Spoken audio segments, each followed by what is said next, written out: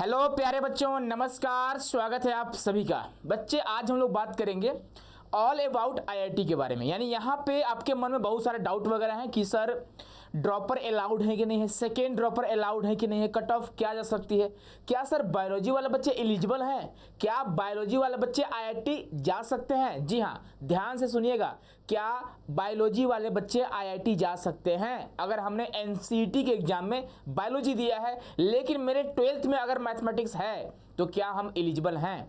तो नमस्कार, स्वागत है आप सभी का। पूरी तरह से आप डिटेल वीडियो देखिएगा। और यहाँ पे बच्चे आईआईटी जोधपुर ने अपना बच्चे क्या बोलते हैं रूल रेगुलेशन जारी कर दिया है, अपना बच्चे क्या बोलते हैं एलिजिबिलिटी क्राइटेरिया जारी कर दिया है, फी स्ट्रक्चर जारी कर दिया है, ठीक है। और आपको एक डेडलाइन मतलब टाइम वगैरह दे दिया है, ठीक है, कि इस तरह से हमारी चीजें होंगी, हमारी फर्स्ट राउंड की कट ऑफ कब आएगी, सेकंड की कब आएगी, स्पोर्ट राउंड की कब आएगी, इस तरह से डिटेल में बताया हुआ है, ठीक है। तो वीडियो में बच्चे आप लोग लास्ट तक बने रहिएगा, ठीक है। फिर हम लोग पूरी तरह से जानेंगे कि क्या आपके आईआईटी में होने वाला है ना भाई। चलिए, ठीक है, ओके, चलो तो आगे बढ़ेंगे। यहाँ पे आपको दिखाई दे रहे होंगे आईआईटी रोपड़, आईआईटी खड़गपुर, आईआईटी भुवनेश्वर और आईआईटी जोधपुर, जो अपने कट ऑफ के हिसाब से आपको क्रम में दिखाई दे रहे होंगे। सबसे हाईएस्ट जो कट ऑफ जाएगी बच्चे वो आईआईटी रोपड़ की जाएगी। उससे कम जो कट ऑफ जाने वाली है वह या तो खड़गपुर की जाएगी या तो भुवनेश्वर की, ठीक है।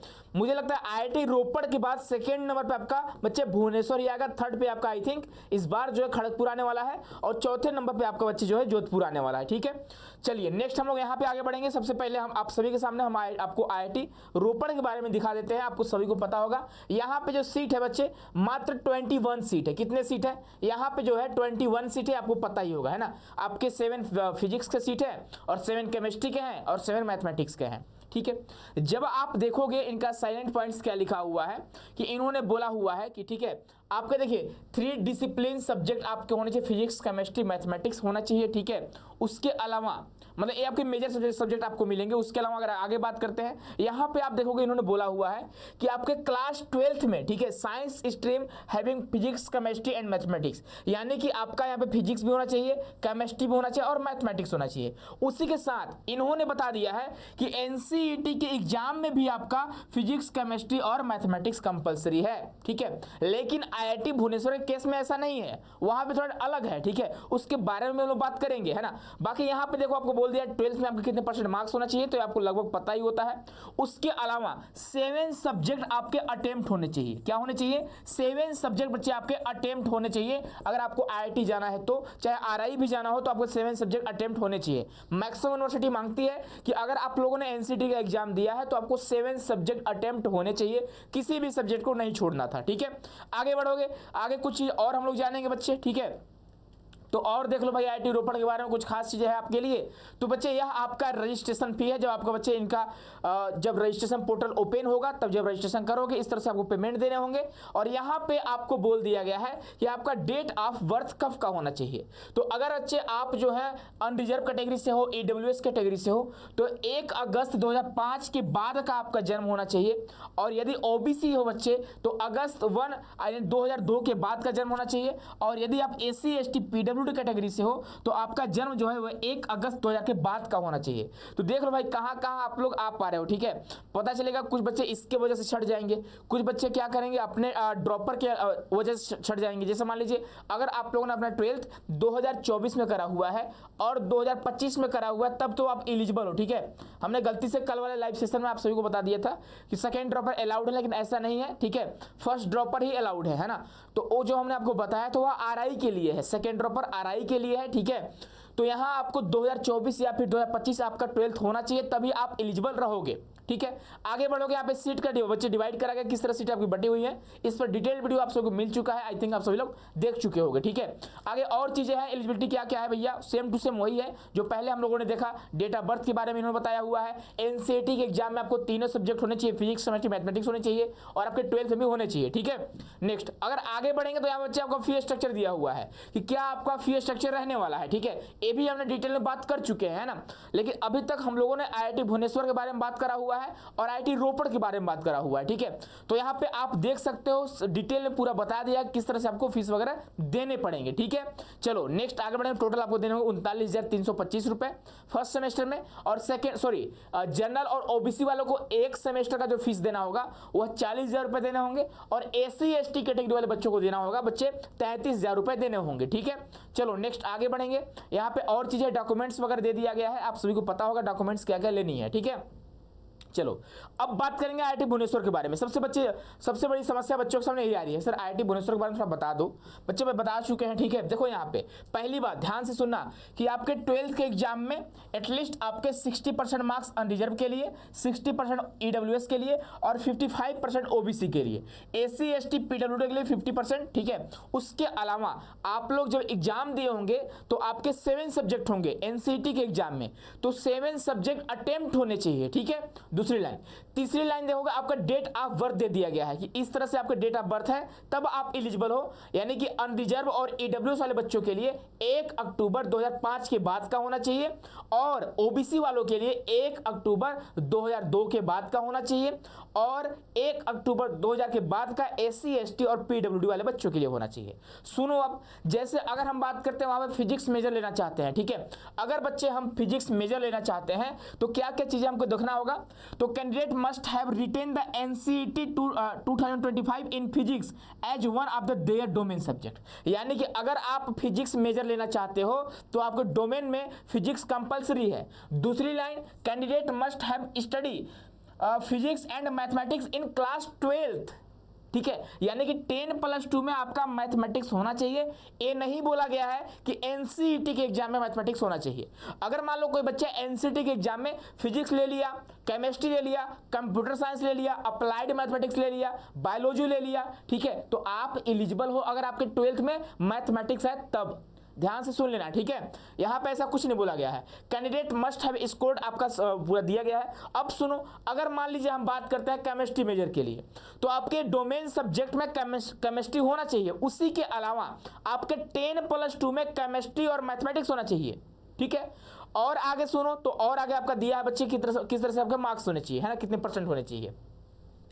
मैथमेटिक्स मेजर के लिए तो आप बच्चे मैथमेटिक्स या फिर अप्लाइड मैथमेटिक्स भी अगर आपके एग्जाम में होंगे एनसीईटी के एग्जाम में तब आप एलिजिबल रहोगे। उसके अलावा आपके 10+2 में मैथमेटिक्स कंपलसरी है। उसके अलावा बच्चे आपका परसेंटेज वगैरह दे दिया है। सुनो अब इकोनॉमिक्स मेजर की बात करेंगे, तो आपके एग्जाम में अगर मैथमेटिक्स है, अप्लाइड मैथमेटिक्स है एनसीईटी के एग्जाम में, तब आप एलिजिबल हो। साथ ही साथ आपके क्लास 12th में मैथमेटिक्स होना चाहिए, तो आप यहां से इकोनॉमिक्स मेजर लेकर पढ़ाई कर सकते हो, ठीक है। उसी के साथ आपको परसेंटेज वगैरह दिया है। आगे सुनो, for choosing economy minor subject आपका वही है, सेम टू सेम है, ठीक है। बाकी ए देखो आपका दे दिया गया ईडब्ल्यू सर्टिफिकेट और ओबीसी सर्टिफिकेट जो आपका सेंट्रल लेवल का होगा वो कब का डेट का होना चाहिए, तो 1 अप्रैल 2025 के बाद का होना चाहिए। तो जो बच्चे नहीं बनवा पाए जाकर बनवा लीजिएगा, ठीक है। तो आईआईटी भुवनेश्वर के बारे में पता चल चुका है ना आपको कि 12th में मैथमेटिक्स होना चाहिए, ठीक है। अगर आपने एनसेट के एग्जाम में अगर आपने मैथमेटिक्स नहीं लिया डोमेन में, कोई दिक्कत की बात नहीं है, ठीक है। बहुत सारे बच्चों को मैथ से डर लगता है, जिसकी वजह से बच्चे मैथ्स न लेकर कंप्यूटर साइंस ले लेते हैं, इकोनॉमिक्स वगैरह ले लेते हैं। तो आप एलिजिबल हो अगर आपके 12th में मैथमेटिक्स है तब, ठीक है। अगर आपके 12th में मैथमेटिक्स है तब एलिजिबल रहोगे, ठीक है बाबू। चलो नेक्स्ट आगे बढ़ोगे, यहाँ पे फी स्ट्रक्चर दे दिया गया, हमने इसके बारे में डिटेल में बात कर चुका है कि आपका क्या रहने वाला है फी स्ट्रक्चर। तो आप देख सकते हो यहाँ वहाँ पे 40,000 था, यहाँ पे 44,000 है, ठीक है। देख लो भाई, ध्यान से देख लो आप लोग, है ना। 44,000 है, 42,000 है, ज्यादा फीस नहीं है, दोनों का सेम है लगभग पर सेमेस्टर, ठीक है। चलिए नेक्स्ट आगे बढ़े। यहाँ पे सीट के बच्चे डिवाइड करा गया किस तरह से, फिजिक्स में कितने सीट है, केमिस्ट्री में कितने सीट है, मैथमेटिक्स में कितने हैं और इकोनॉमिक्स में कितने हैं, आप देख सकते हैं, ठीक। चलो नेक्स्ट हम लोग बात करेंगे बच्चे आपका अगला जो आईआईटी खड़गपुर, ठीक है। आईआईटी खड़गपुर के अगर हम यहाँ पे आएंगे तो यहाँ पे आपको दिखाई दे रहा होगा कि इंडियन इंस्टीट्यूट ऑफ टेक्नोलॉजी जो बच्चे नया नोटिस आया है, लेकिन इन्होंने यहाँ पे 2023-24 ही लिखा हुआ है, ठीक है। इनसे गलती हो चुका होगा, 25-26 लिखना चाहिए था, है ना, कोई बात नहीं। चलो तो यहाँ पर भी बच्चे सेकेंड ड्रॉपर अलाउड नहीं है, फर्स्ट ड्रॉपर अलाउड है। अगर आपके जो 12th है 2024 में हुआ है तब आप एलिजिबल रहोगे। ध्यान से सुन लेना, कान सुनकर, ठीक है, कान खोलकर। यहाँ पे भी बच्चे आपको इकोनॉमिक्स मिलेगा, आपको फिजिक्स केमिस्ट्री और मैथमेटिक्स और इकोनॉमिक्स। यहाँ पे देखो a student will be allotted any one of the above display major subject, ठीक है, कुल मिलाकर सही है। आपके 12th में बच्चे फिजिक्स केमिस्ट्री और मैथमेटिक्स होना चाहिए और साथ ही साथ आपके एनसेट के एग्जाम में भी फिजिक्स केमिस्ट्री मैथमेटिक्स होना चाहिए। यानी कि तीनों आईआईटी में, आईआईटी आपका खड़गपुर, आईआईटी आपका बच्चा रोपड़ और आईआईटी जोधपुर, आपके 12th में भी मैथमेटिक्स होना चाहिए और एनसेट के एग्जाम में भी मैथमेटिक्स होना चाहिए। लेकिन भुवनेश्वर के केस में ऐसा नहीं है। भुवनेश्वर में आपका बच्चे अगर बायोलॉजी भी होगा एनसेट के एग्जाम में तो कोई दिक्कत की बात नहीं है, आप एडमिशन ले सकते हो, ठीक है। ध्यान से सुनना, यही डिफरेंट है आईआईटी भुवनेश्वर और बाकी आईआईटी में। क्लियर है। चलो आगे बढ़ोगे, आपके एटलीस्ट 7 सब्जेक्ट अटेम्प्ट होने चाहिए, कुल मिलाकर सारे सब्जेक्ट आपके अटेम्प्ट होने चाहिए। यहाँ पे देखो 50% मार्क्स आपके होने चाहिए क्लास 12th में, ऐसा कुछ बोला गया है। उसी के साथ अगर आगे बढ़ेंगे तो यहाँ पर 50 सीट है बच्चे, आप सभी को पता ही होगा, है ना, 50 सीट यहाँ पे है, ठीक है।